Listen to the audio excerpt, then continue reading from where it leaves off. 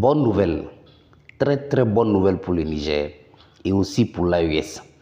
La sécurité de l'AES ne fait que se renforcer encore et encore. Et vous n'êtes pas sans savoir que le Niger vient de recevoir aujourd'hui des systèmes anti-aériens en provenance de la Russie, aujourd'hui même.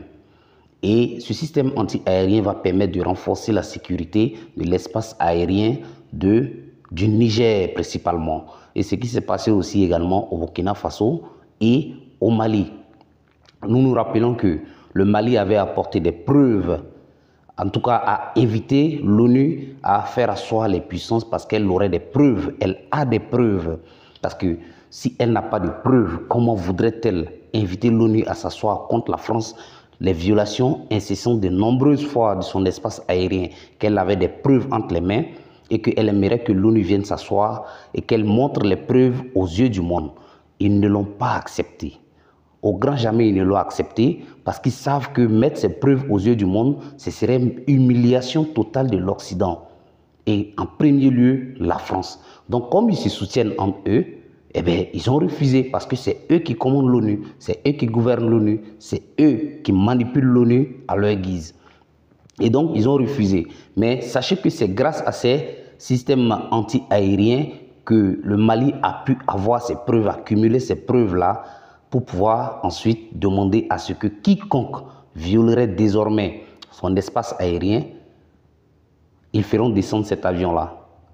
Aujourd'hui, c'est le Niger qui vient de se doter de ce système anti-aérien et il y a des instructeurs russes qui sont venus pour accompagner à la maîtrise, à l'utilisation de ce nouveau matériel-là. Et nous ne faisons que féliciter cela parce que quand on dit un pays, en réalité, il faut se sécuriser. Aujourd'hui, le monde est devenu un monde de brigands, un monde où il flotte dans l'esprit de la guerre. Il flotte dans le commandement de brigander. C'est-à-dire qu'il y a quelque chose, je ne sais pas si vous remarquez, il y a quelque chose qui n'est pas normal. La guerre flotte dans l'air au fait. Et préparons-nous en conséquence. Nous, on est assis, hein, nous les pays africains, là, non, les autres se préparent, les autres essaient d'évaluer les forces des autres et se préparer en conséquence. Nous, on est assis, hein, on attend. Le jour qu'ils se lèvent, ils sont contents, ils viennent bombarder un pays africain et puis il n'y a rien qui va se passer.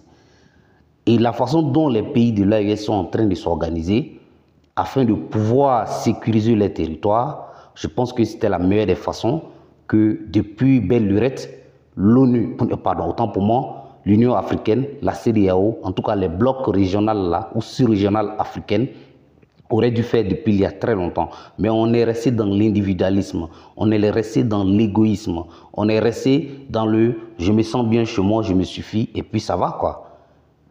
Mais aujourd'hui, les États de l'AES se sont mis ensemble. Et ce qu'ils sont en train de faire petit à petit, là, nous devons saluer et encourager. Parce que ça va permettre de sécuriser nos États et ça va permettre à nos États d'être des États véritablement souverains.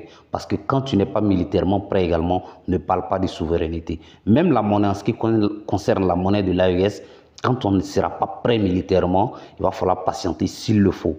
Il faut encore nous renforcer davantage sur le plan militaire pour protéger nos populations et protéger ainsi nos richesses naturelles. Ça, il n'y a pas de doute dedans. Et ce que le Niger vient de faire là est à saluer, à encourager et à encore renforcer ses capacités militaires, ses capacités de défense de son territoire et en même temps, par ricochet, de défense du territoire AES. À nous aller. On va s'en sortir, ça va venir petit à petit, ça vient sur le mot.